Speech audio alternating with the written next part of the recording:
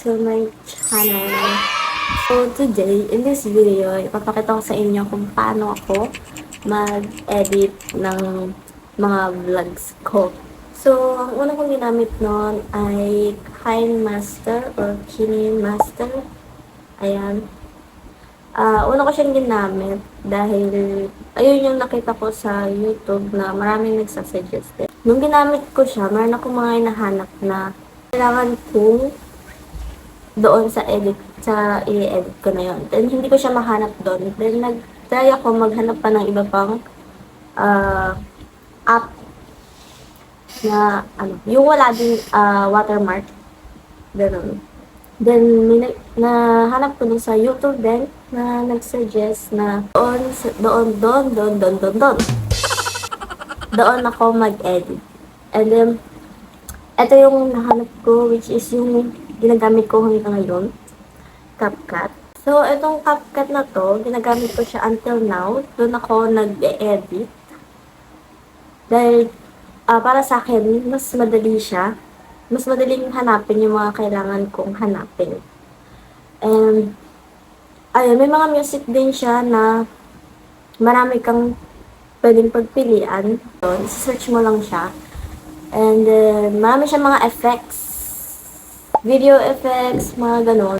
Ngayon, ipapakita ko kung paano ako mag-edit sa CapCut na to. So, just keep on watching. So ngayon, nandito na tayo sa CapCut app. As you can see, maraming pwedeng pagpilian dito. Merong new project, photo editor, text to image, AutoCAD, and camera. Pero dahil ang gagawin natin ngayon ay mag-edit ng video, doon tayo sa new project. Dito naman sa new project, pwede ka mamili kahit ilang photo, depende kung ilan ang gusto mo. Siyempre, videos. Dito naman sa pinakataas sa stock videos, dito pwede kang mamili ng kahit anong clips and pwede ka na mag-search dyan na kahit anong gusto mo. Ngayon, kukuha naman ako ng isang picture para sa ating intro. Isa din pala sa nagustuhan ko kay CapCut ay pwedeng tanggalin ang kanyang watermark. Ayan, dinilit ko lang dyan ang watermark and pwede ka nang mag-proceed sa pag-edit. Dito naman sa baba, dito nyo makikita lahat ng kailangan nyo sa pag-e-edit. Nandiyan na yung mga audio, text, effects, stickers. For example, itong overlay. Dito sa overlay, mag-add ka lang ng picture kung ilan ang gusto mo. So, dito, nag-add ako ng isang picture. Dito, ina-adjust ko lang yung picture na yan hanggang sa makuha ko kung saan ko siya pwedeng ilagay or gustong ilagay. After ko naman malagay sa pwesto niya, sunod ko naman ginawa ay naglagay ako ng text sa taas para ilagay yung pangalan ng YouTube channel ko. Dito naman sa text, maraming kang pwedeng pagpilian, katulad na ng font, styles, effects, animation, and bubble. Ayan, naghanap lang ako dyan ng gusto kong font. And nilagyan ko na rin ng animation yung text ng in and out. Next naman ay sa animation na tayo ng overlay. Ayan, naghanap lang ako dyan na naghanap hanggang sa makuha ko yung tingin kong babagay and simple lang kung titignan.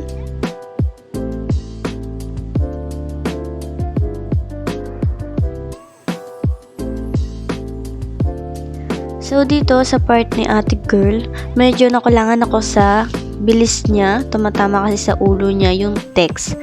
Kaya inayos ko pa siya.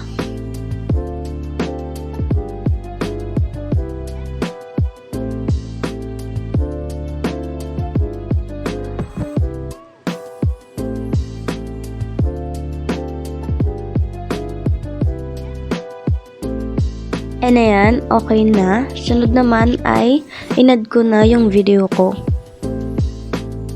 After ko naman ma-add yung video ko, nilagyan ko naman ng transition yung between sa intro and video ko.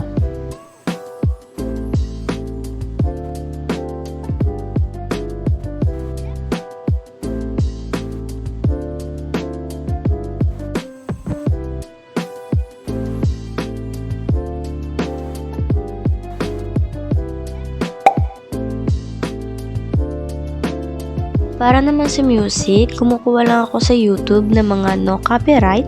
Ayun lang yung tinatype ko.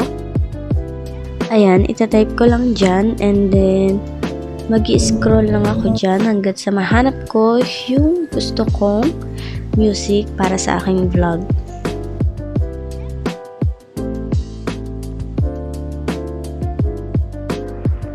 And ito na nga yung napili kong music para sa aking intro. So, ang ginagawa ko para makuha ko yung music na yan, it's either mag-screen record ako or i-download ko siya sa converter. Pero ako, ginagawa ko siya lagi, ini-screen record ko kasi may times na kapag din-download ko siya, hindi ko siya nakikita.